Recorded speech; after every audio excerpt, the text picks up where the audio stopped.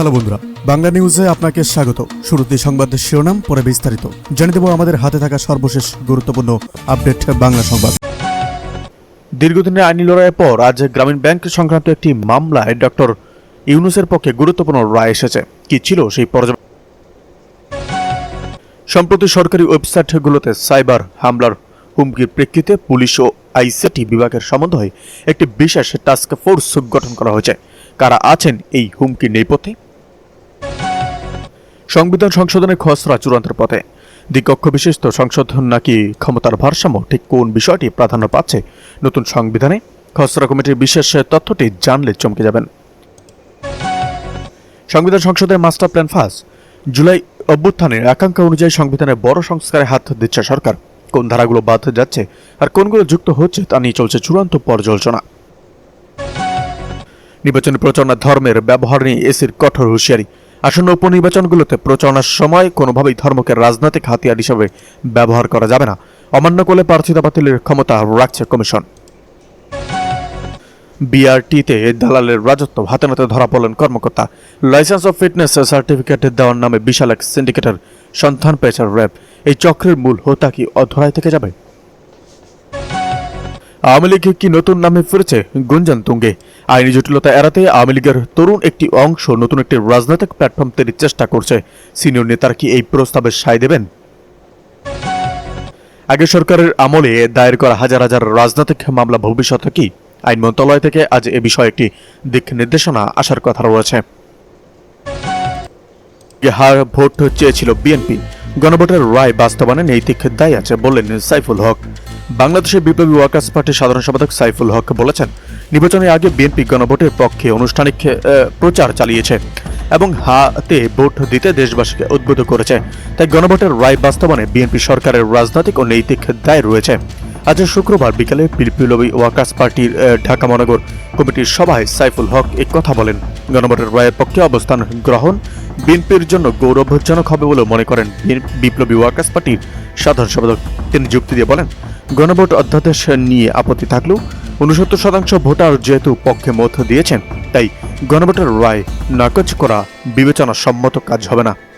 জাতীয় সংসদে সরকারি দলের 2/3 বেশি সংখ্যাগরিষ্ঠ থাকায় গণভোটের রায় বাস্তবায়নে তাদের উদ্বিগ্ন হওয়ার কিছু নেই বলে মন্তব্য করেন। এদিকে 25 শিক্ষা প্রতিষ্ঠানের মধ্যে নকলে শীর্ষে কুমিল্লা ভিক্টোরিয়া কলেজ। জাতীয় বিশ্ববিদ্যালয়ের অধীনে অনুষ্ঠিত 2022 সালের প্রিলিমিনারি পরীক্ষায় 25টি শিক্ষা প্রতিষ্ঠানের মধ্যে শাস্তির তালিকায় শীর্ষে অবস্থান করেছে কুমিল্লার ভিক্টোরিয়া সরকারি কলেজ। সারা দেশে বিভিন্ন কলেজের মোট 83 জন শিক্ষার্থীর বিরুদ্ধে শাস্তিমূলক ব্যবস্থা গ্রহণ করা হয়েছে, যার মধ্যে 25 জন এই ঐতিহ্যবাহী কলেজটির শিক্ষার্থী। বুধবার জাতীয় বিশ্ববিদ্যালয়ের পরীক্ষা নিয়ন্ত্রক মোহাম্মদ এনামুল করিম স্বাক্ষরিত এক বিজ্ঞপ্তির মাধ্যমে এই শাস্তির তথ্য নিশ্চিত করা হয়েছে। বিশ্ববিদ্যালয়ের পরীক্ষা শৃঙ্খলা কমিটির এক জরুরি সভায় বিভিন্ন কেন্দ্রের ভারপ্রাপ্ত কর্মকর্তা, পর্যবেক্ষণ ও পরীক্ষকদের উত্থাপিত অভিযোগ বিস্তারিত পর্যালোচনার পর এই চূড়ান্ত সিদ্ধান্ত নেওয়া হয়। প্রকাশিত তালিকা বিশ্লেষণ করে দেখা গেছে যে অভিযুক্ত শিক্ষার্থীদের অধিকাংশেরই বিরুদ্ধেই বিশ্ববিদ্যালয়ের বিধিমালার ঘ ধারায় শাস্তি আরোপ করা হয়েছে।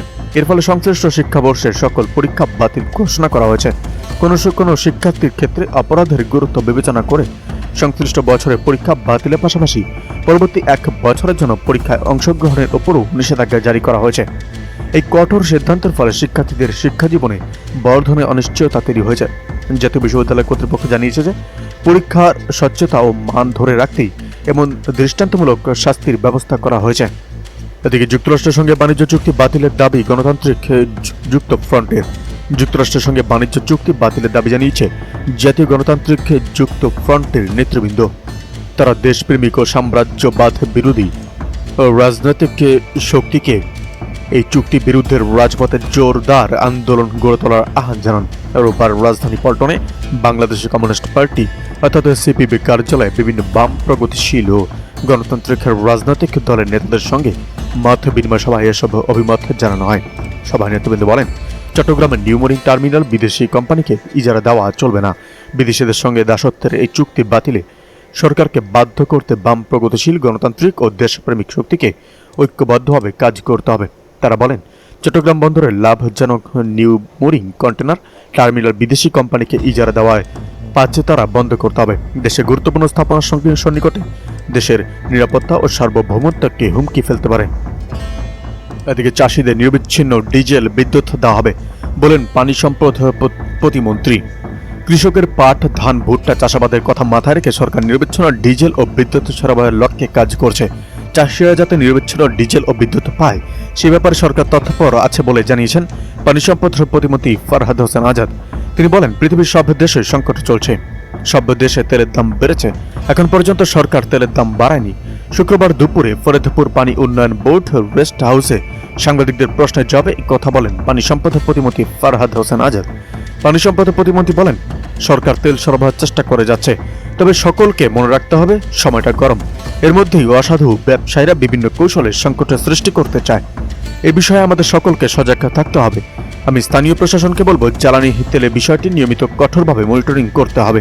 তিনি বলেন, ফরিদপুরে নদী ভাঙ্গন রোধে আমরা আগামীতে শক্ত কাজ করব যাতে নদী ভাঙ্গনে মানুষের সম্পদ নষ্ট না হয়। তিনি সরকারের সকল কর্মকাণ্ডে দুর্নীতিতে জিরো টলারেন্সের নীতির কথা উল্লেখ করেন। এ সময় উপস্থিত ছিলেন ফরিদপুর 4 আসনের এমপি সাইদুল ইসলাম বাবুল, ফরিদপুর 3 আসনের এমপি নায়েব ইউসুফ আহমেদ এবং আরও অনেকে। এদিকে নির্বাচনের প্রস্তুতি নিচ্ছেন হিরো আলম। জাতীয় সংসদ নির্বাচনে প্রার্থী হয়ে আলোচনায় আসা কন্টেন্ট ক্রিয়েটর হিরো আলম এবার ঢাকা সিটি কর্পোরেশন নির্বাচনে অংশ নেওয়ার প্রস্তুতি নিচ্ছেন। তিনি মেয়র পদে দলীয় প্রতীকে নির্বাচন করার ইচ্ছে প্রকাশ করেছেন। রোববার কালবেলাকে এই তথ্য নিশ্চিত করেন তিনি। হিরো আলম বলেন, আমি এবার দলীয় প্রতীক নিয়ে ঢাকা সিটি কর্পোরেশন